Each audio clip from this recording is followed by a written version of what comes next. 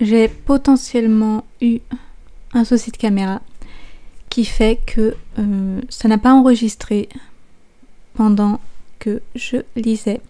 Donc pour cette fois, eh bien, tant pis, je vais condenser un petit peu l'enregistrement audio. Peut-être pas laisser la lecture entière des 2 premiers chapitres, ça fera un petit peu long, d'autant plus sans vidéo. Et puis je verrai comment je m'organise. Si vous voulez la suite pour faire un facecam le prochain coup. Cela dit, j'ai le seum. Je vais aller pleurer. Bonjour, bienvenue. J'ai décidé, en ce magnifique dimanche d'automne, d'aller relire jusqu'au bout. Et cette fanfiction, elle date de 2016. C'est ma plus vieille fanfiction Clexa actuellement, et je ne l'ai jamais relue. Autant dire que je sens déjà la petite goutte ici. Petite goutte de stress qui va dégouliner avec ma honte très bientôt, parce que je me souviens à peu près de l'histoire, mais je sais plus exactement les détails croustillants. Et je sais aussi que j'étais pas très convaincue de ma manière d'écrire à ce moment-là. C'est pour ça d'ailleurs que j'étais sous un pseudo. Évidemment, j'assumais absolument pas le fait d'écrire des fanfictions. Et pourtant, pourquoi est-ce qu'écrire une fanfiction serait honteux, finalement? Il y a beaucoup de clichés autour de la fanfiction. Peut-être que je ferai une vidéo d'ailleurs sur le sujet, je pense que ça peut être intéressant d'en discuter.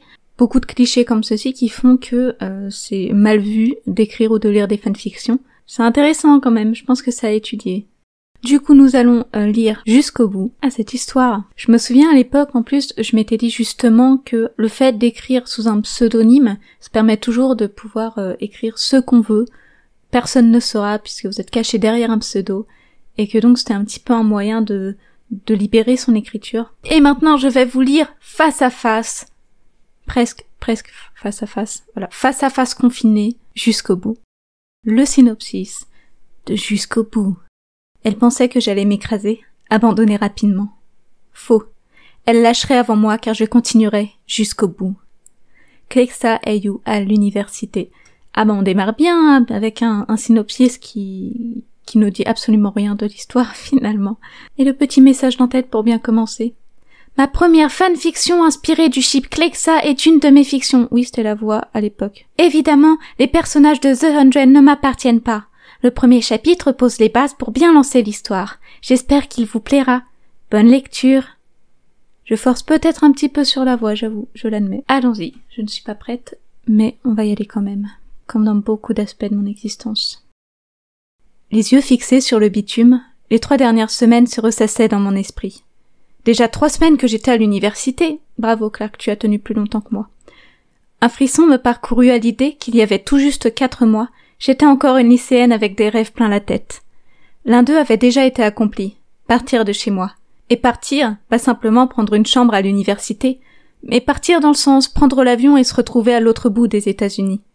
J'aurais même quitté le pays pour me délivrer des griffes aimantées de ma mère, mais l'université dans laquelle j'étais désormais me plaisait beaucoup. Elle était pas très loin de la mer dont les plages étaient surplombées de falaises.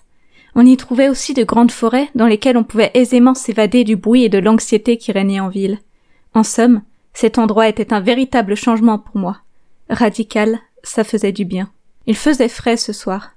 Les températures automnales chuteraient bientôt et adieu la douce fraîcheur de l'été. Je venais de finir mon service dans le restaurant qui avait accepté de me prendre en serveuse à temps partiel et, les bus se faisant rares à cette heure-ci, je décidai de rentrer à pied. La nuit était tombée, les étoiles s'affichaient dans le ciel. La lune éclairait la route peu traversée par les voitures.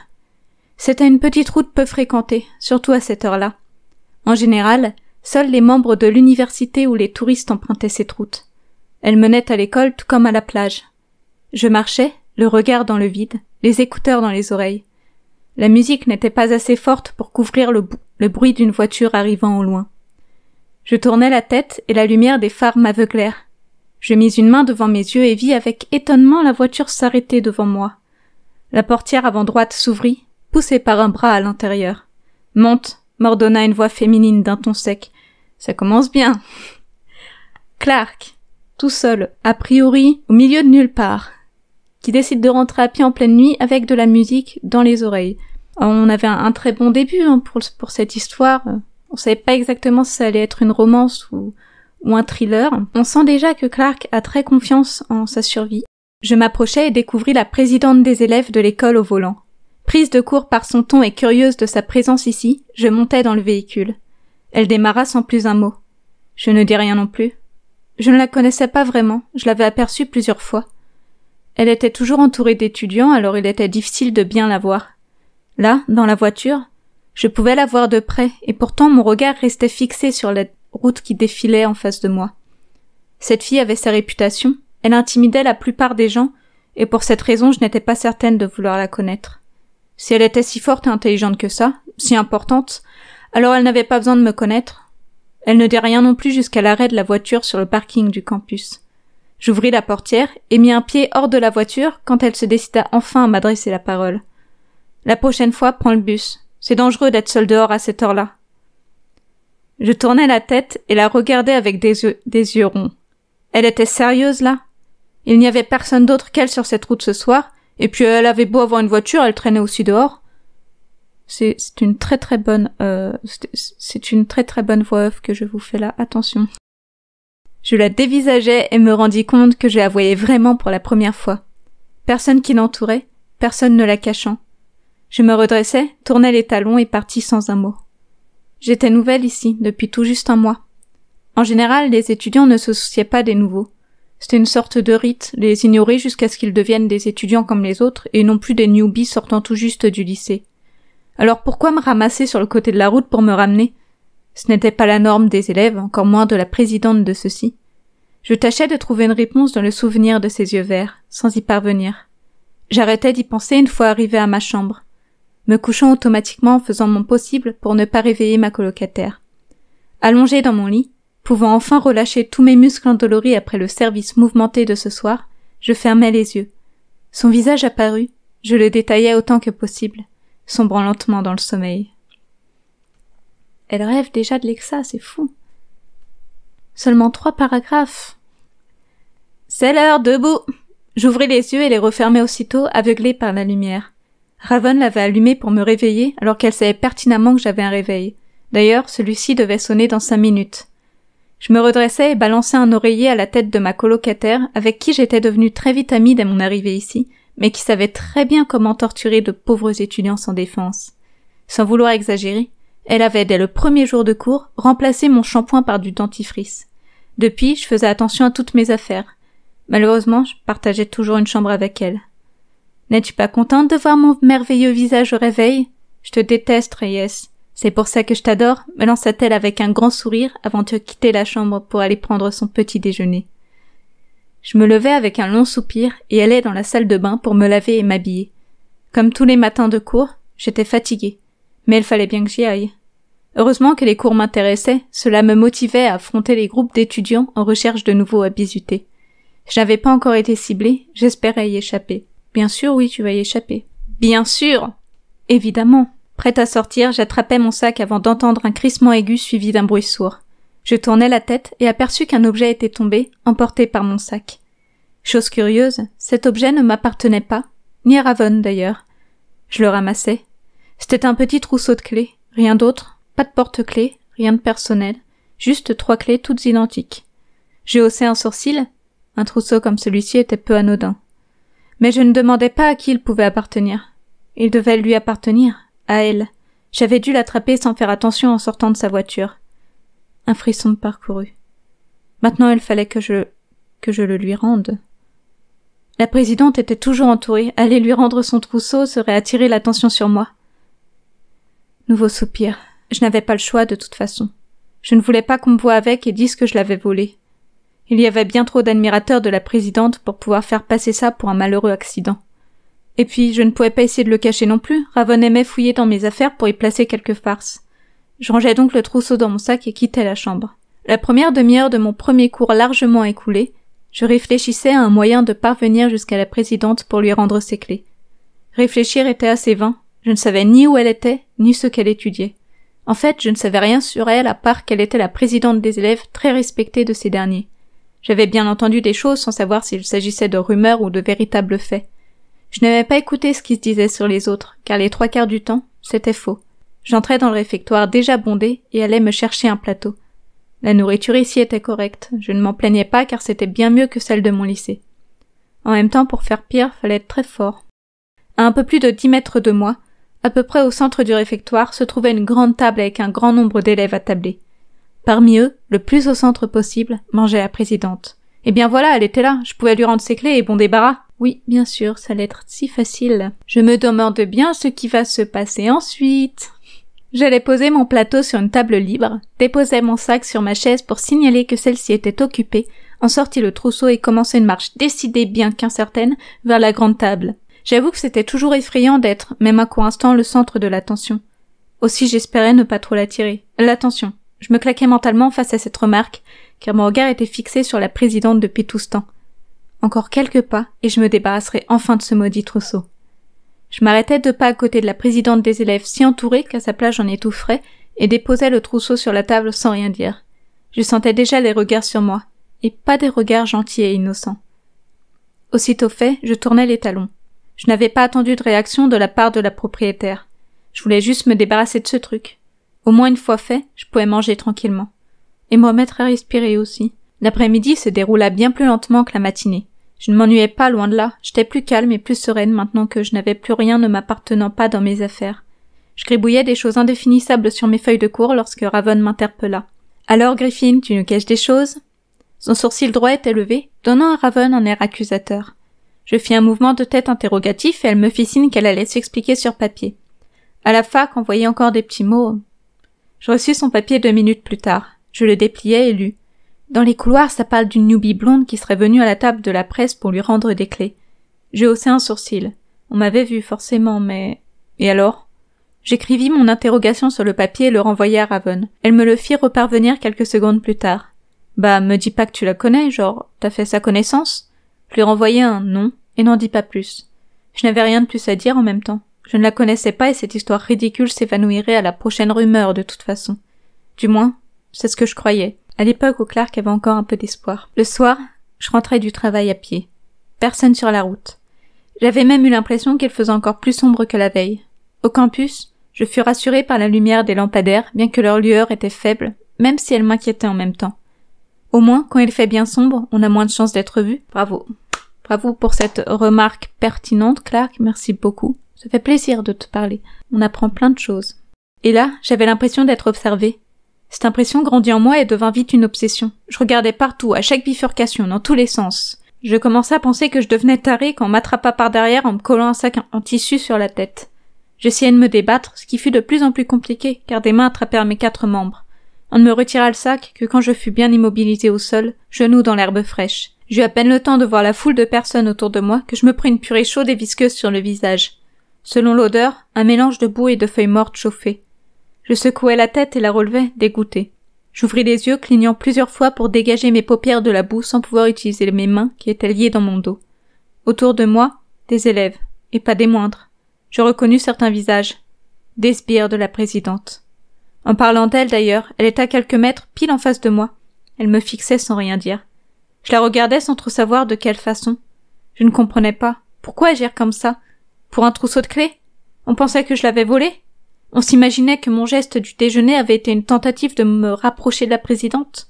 C'était totalement stupide. Je voulais leur hurler la vérité, mais le regard transperçant de la chef de bande m'empêchait de dire un seul mot. Je me pris toutes sortes de mixtures répugnantes pendant un long moment qui, après vérification une fois de retour dans ma chambre, s'était avéré avoir été d'une demi-heure. Plus ou moins. J'avais pris une douche, foutu mes vêtements dans un seau d'eau avec un mélange de lessive et de détachant, et était allé me coucher. Je voulais éviter de penser. Tout court. Mais en fermant les yeux, je revis les yeux verts glaçants et l'incompréhension tourna en mépris. Pour tous ceux qui avaient trouvé divertissant de m'humilier en me jetant des trucs dégueulasses à la gueule, mais surtout, et c'était ce qui me troublait le plus, pour celles qui étaient restées debout, immobiles, à observer. Pourquoi m'avoir aidé hier, c'était pour m'humilier aujourd'hui? Je ne comprenais rien. J'avais mal à la tête. Je m'énervais toute seule dans ma chambre, étouffant mes cris pour ne pas réveiller Ravon qui dormait dans le lit à quelques mètres. Je finis par m'endormir avec peine, mais aussi et surtout avec l'idée de vengeance que je voyais plutôt sous la forme de justice. C'est un premier chapitre très très joyeux. Je me souviens d'une partie de l'histoire évidemment, mais il y a plein de détails que j'ai oubliés depuis. Et c'est ces détails-là d'ailleurs que j'ai peur de redécouvrir. C'est une histoire que j'ai écrite à peu près peut-être moins d'un an ou un an après avoir écrit la première version de précédent, qui n'est pas une fanfiction mais une histoire originale, dont j'ai déjà parlé dans les précédentes vidéos, et que je viens d'auto-éditer. Je l'ai réécrite entre-temps, évidemment, parce que j'avais un étrange mélange de niais et de sujets très matures, et je voulais garder une nuance, c'est cette nuance-là, mais je voulais réécrire parce que c'est vraiment très rude, pour le coup ici, ce qui arrive à Clark. Et en même temps, quand on parle de harcèlement, on peut pas rester dans la moindre mesure. Je me souviens d'un commentaire que j'avais eu, qui était étonné de voir un campus aussi étrange, et que ça n'était pas réaliste. Et en effet, ça n'est pas tout à fait réaliste, puisqu'on est sur un campus paumé au milieu de nulle part, entre forêt et mer, sur lequel on a une sorte de culte, je me souviens avoir utilisé ce mot plusieurs fois, un culte autour de la personnalité du président des élèves.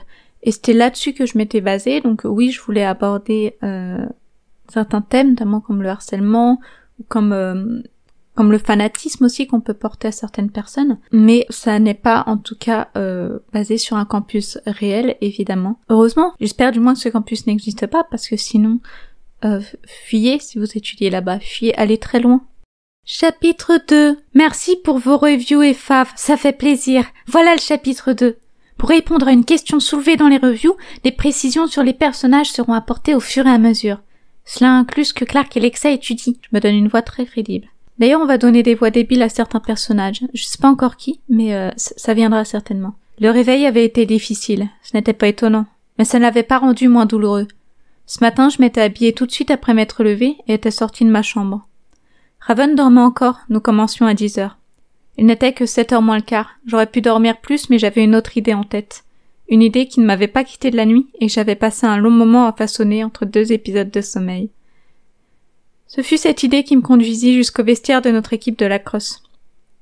Bien évidemment, la présidente en était la capitaine. Ses plus proches sbires étaient ses coéquipiers. Je fis simple, la partie la plus difficile de mon plan ayant été de me faufiler à l'intérieur des vestiaires. Je n'avais plus besoin de me compliquer la tâche une fois à l'intérieur. Je posai le matériel pris dans la remise au sol et jetai un regard à la salle, prête à commencer. J'avais tout installé en 40 minutes, 20 minutes avant l'arrivée des joueurs pour leur entraînement. Ce qui me restait de matériel avait été replacé dans la remise, aussi innocente que je pouvais paraître naturellement. Cela faisait toujours office de débat. Je rejoignais ma salle de cours après m'être changée et nettoyée. Ce cours d'histoire de l'art devait durer 3 heures. 2 venaient de s'écouler. Les 60 élèves de cette salle, assez calmes jusqu'ici, commençaient à s'agiter sur leur siège, portable en main. Je me tournai vers Octavia, assise un siège derrière moi, et elle me tendit son téléphone sans que je n'eus besoin de dire un mot. Ma bouche s'ouvrit grand. Je ne pus m'empêcher de retenir un sourire. À vrai dire, je n'étais pas la seule à vouloir en rire. Beaucoup souriaient, mais le rire était retenu par le choc. Il était rare de voir les élèves les plus populaires de l'établissement dans un état aussi pitoyable, après qu'ils aient été recouverts par une substance douteuse. Sur la photo, la présidente était au centre.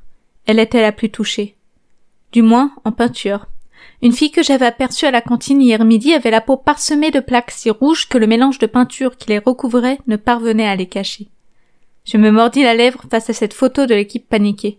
Enfin, presque toute l'équipe. Le visage de la présidente était impassible. Mais que lui fallait-elle pour la rendre expressive à celle-là? Your kiss. Le nombre de retweets de la photo me remonta le moral, mais j'étais tout de même déçue de ne pas avoir réussi à atteindre la présidente. Présidente d'ailleurs dont je ne connaissais pas le prénom. Je n'avais jamais vu quelqu'un l'appeler par son prénom. Toujours son titre ou son nom de famille. Après le cours, je fis un détour par le bureau des élèves. Une salle qui semblait bien plus grande qu'un simple bureau, et lus les noms inscrits sur la liste des représentants. Je découvris que la présidente s'appelait Lexa. Cela me fit sourire. Je m'attendais à un prénom plus grave, qui imposait le sérieux. Lexa, au contraire, c'était joli, entre le mignon et l'agressif, un mélange des deux. Et tandis que je tournais les talons pour quitter ce couloir avant qu'on ne me voie en train de lire la liste, je commençais à rire bêtement à l'idée que Lexa, comme prénom, ça lui allait bien à la présidente. J'étais couchée, dans mon lit, dans ma chambre, dans ma résidence universitaire, saine et sauve. Je pouvais enfin souffler. J'étais rentrée à pied, mon courage à 2 mains. 2 mains quelque peu tremblantes. J'étais certaine qu'il trouverait un moyen de se venger. Le fait de ne pas savoir lequel me stressait au plus haut point. Les questions quand et comment tournaient en rond dans mon esprit sans que je puisse les effacer. Je mis du temps à m'endormir et fus réveillée par un verre d'eau froide versé sur mon visage. Cadeau de Ravonne. Tiens, cela m'avait manqué. J'entrai dans le réfectoire pour prendre mon petit déjeuner. Ravonne, déjà assise à une table, me fit signe de la rejoindre. Octavia, Harper, Jasper et Monty étaient à ses côtés. Je lui fis un signe de tête approbatif et allai me chercher un plateau. Pour atteindre le comptoir et se servir en nourriture, il fallait traverser une bonne partie de la cafétéria. Je dus passer devant la moitié du campus, provoquant toutes sortes de réactions. Des murmures s'élevaient à chaque table devant lesquelles je passais. Ce n'était pas simplement des moqueries. Quelque chose se tramait. Non. La dame de cantine me regardait avec de grands yeux sombres. Comment ça, non? Ma question ne lui fit pas plaisir du tout. Elle m'arracha le plateau des mains et me dit de foutre le camp. Apparemment, je n'avais plus le droit de me restaurer ici. Vexée et choquée, je rejoignis mes amis à leur table. On a essayé de te prévenir hier soir, m'expliqua Ravonne. Mais tu ne répondais pas au message. Du coup, on pensait que tu savais. C'était pour ça que tu me faisais signe tout à l'heure? Oui. J'aurais pu éviter de me ridiculiser. J'étais un peu bête parfois. Enfin, pas autant que ceux qui avaient décidé de m'interdire l'accès aux services de l'établissement. Apparemment, tout ce que je pouvais désormais faire était aller en cours et dans ma chambre. Le reste, pas de restauration, pas de club, pas d'accès aux matchs de nos équipes sportives. Tu pourras toujours aller à la fête organisée pour Halloween. Elle est ouverte à tous les membres de l'école, des élèves aux profs jusqu'au personnel, sans restriction. Elle se contrediraient eux-mêmes s'ils t'interdisaient d'y aller. Je hochai la tête, le regard fixé sur la pomme verte qu'Octavia m'avait gentiment donnée. Cette dernière avait raison. Il ne pourrait pas m'interdire d'aller à cette fête, rien que pour cette raison, j'irais. J'espérais tout de même que les choses se calmeraient un peu pour moi d'ici Halloween. La fête était dans 1 mois. Je tâchais de me faire petite, ne voulant pas envenimer les choses. Si je m'énervais pour ça, il gagnerait. Dis Clark, ça te dérange si je te pique une crème dessert? Tu me demandes la permission de te servir dans mes affaires maintenant? Lui lançai-je avec suspicion. C'est que ce mini-frigo est trop mignon, je me sentirais mal si je l'ouvrais sans ton accord. Sers-toi. Merci, je t'aime Clark, pas autant que ton mini-frigo, mais c'est déjà ça. Sa remarque était tellement pathétique que j'en ris. Au fait, Clark, tu comptes faire quoi? Je tournai la tête vers Ravonne, qui me fixait avec un sourire malicieux aux lèvres. Elle avait pris le temps de savourer son dessert avant d'engager une nouvelle conversation. Comment ça? Je me doutais bien qu'elle voulait parler d'une possible revanche, mais elle a laissé lancer le sujet d'elle-même. Tu ne vas quand même pas te laisser faire? Non. Oui et non. Peut-être que si. Je n'avais pas envie de riposter à coups de peinture comme je l'avais fait après ma première humiliation. Première, c'était un beau mot. Je pouvais presque parler de première fois. Magnifique. Première fois avec Lexa. Oh. Sérieusement, reprit Ravonne. Tu dois faire quelque chose. Sois la première à ne pas se laisser écraser par la dictature. Première, encore une fois. Apparemment, ce mot m'appréciait. Quel honneur. Je me redressai brusquement, une idée soudaine me forçant à bondir de mon lit pour aller attraper mon ordinateur posé sur le bureau. Je m'empressai d'ouvrir un nouveau document et commençai à taper sur le clavier sous le regard interrogateur de Ravonne. Pas mal, ton idée. Elle s'éloigna de l'écran pour retourner s'asseoir sur son lit. J'avais écrit tout un article pour expliquer ma version de l'histoire. Comment j'avais rencontré la présidente qui était venue à moi et non au contraire. Elle m'avait juste ramené au campus sans chercher à faire ma connaissance. Personne n'aurait rien su si je n'avais pas malencontreusement pris son trousseau de clés. Trousseau que par ailleurs je lui avais rendu le lendemain. Aussitôt pris, aussitôt retourné au propriétaire. On ne pouvait pas me blâmer pour m'être comporté en personne honnête, non? La voix d'Octavia résonna à travers le haut-parleur du téléphone de Ravonne. Elle rassemblait les troupes, comme elle avait dit avec un grand sourire collé au visage.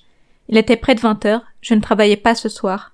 On avait prévu d'attendre le milieu de la nuit pour mettre notre plan à exécution. Si on pouvait vraiment parler d'un plan. À notre duo s'était rapidement ajouté Octavia, son frère Bellamy âgé de 2 ans de plus qu'elle, ainsi que Jasper qui s'était empressé de prévenir son meilleur ami Monty. Ravonne avait aussi appelé Harper, mais cette dernière avait un devoir à finir. Ravonne ne croyait pas un mot. Elle se doutait que son amie si studieuse avait en réalité peur de se faire prendre. Demain, tout le monde saura la vérité, qu'ils veulent bien la croire ou non, s'exclama Ravonne. Si tous les autres pouvaient me qualifier de menteuse ou de calomniatrice, Lexa ne pouvait nier la vérité, car elle la connaissait aussi bien que moi. Voire mieux.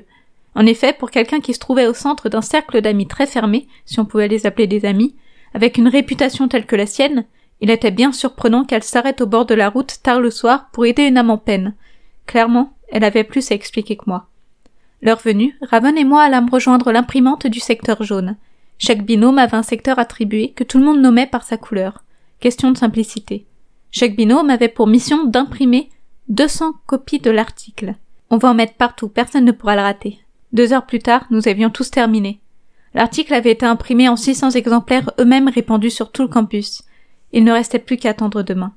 Sinon, t'aurais pu juste le poster sur internet. Ça aurait économisé de l'encre. Je vais retourner dans le passé, aller me dire ça à ce moment-là pour que je puisse corriger cette... Non. Okay. Raven m'avait appelé du réfectoire pendant que je prenais mon petit déjeuner dans notre chambre. Mon article faisait bien évidemment parler de lui. Mais ce n'était pas la raison pour laquelle elle m'avait appelé. Je posais mon bol sur le bureau de peur de le faire tomber sous la surprise. La présidente avait fait une annonce vidéo sur le site internet du bureau des élèves. Je ne me fis pas prier et me ruai sur mon ordinateur. Je retins ma respiration, cliquant sur la vidéo pour la lancer. Je sentis très vite les muscles de mon visage et de mes bras se contracter peu à peu. Je fixai le regard de celle qui avait une annonce si importante à faire, avec l'infime souhait qu'elle puisse me voir, me regarder dans les yeux alors qu'elle niait le contenu de mon article. Sans émotion, son visage incroyablement impassible. Je fermai mon ordinateur portable avec hargne. Non seulement elle n'avait pas pris longtemps pour répondre à mon article, mais en plus sa réponse avait pour objectif de me dénigrer. Elle pensait pouvoir faire croire ses mensonges à tout le campus. Mais s'il y avait bien une personne qui ne la croirait jamais, c'était bien moi. J'entrai en trompe dans le réfectoire avant la fin du petit déjeuner. J'ignorais les interpellations surprises de mes amis et marchais d'un pas décidé vers la grande table. Je poussai du pied la chaise en face de celle de la présidente, déclenchant des plaintes chez l'élève assis dessus. Les mains posées à plat sur la table, je plantai mon regard dans celui de la grande chef absolue et lançai « C'est quoi ton problème ?» J'avais parlé fort, mais c'était encore loin du hurlement. Pourtant, tout le monde avait entendu, car tout le monde s'était tu à mon arrivée, à la table des élèves du bureau. Long silence. Des bras me saisirent et me tirèrent en arrière, mais je ne lâchai pas la présidente des yeux. Mon regard quitta le sien seulement lorsque la porte de la cantine se referma devant moi. Elle n'avait pas répondu, mais son regard m'avait déjà donné quelques indices. De la colère, voilà ce que j'avais pu y lire. Cependant, cette colère ne me visait pas seulement moi. Elle m'en voulait peut-être de m'accrocher à la vérité, de ne pas me laisser aplatir par le rouleau de l'humiliation. À ce stade, je savais qu'il y aurait des représailles, mais j'étais au moins fière de l'avoir touché. Juste un instant, mais je l'avais bien vu sur son visage, dans ses yeux. Personne ne lui faisait habituellement face. C'était bien ce qui allait sûrement me coûter ma dignité déjà bien atteinte. En espérant que cela n'aille pas jusqu'à me coûter un membre ou deux.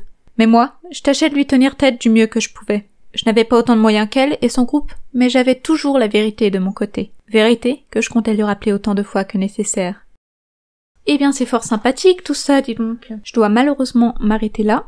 Il y a trop de bruit, c'est embêtant. Dites-moi si vous voulez qu'on continue à lire la suite, qu'on la redécouvre ensemble. Si vous ne l'avez pas encore lu, allez sur fanfiction.net, vous pouvez aller la lire. Là, on entre un petit peu dans les choses sérieuses. Il y a ce jeu qui s'installe entre Clark et Lexa, cet aspect malsain, que j'écrivais beaucoup d'ailleurs à ce moment-là. On n'était pas dans les relations les plus saines, ça se ressentait aussi beaucoup dans précédent. C'était vraiment la période où j'écrivais ces duos qui devaient faire face à l'opinion publique et en même temps qui étaient très contradictoires aussi en privé. On était quand même sur des relations assez malsaines. Là, j'ai hâte de revoir un petit peu comment Clark et Lexa sont parvenus à s'entendre, comment elles se parlent aussi en privé parce qu'elles ont pas encore eu vraiment de discussion privée. Je suis quand même un petit peu sceptique, hein. Il y a beaucoup de phrases qui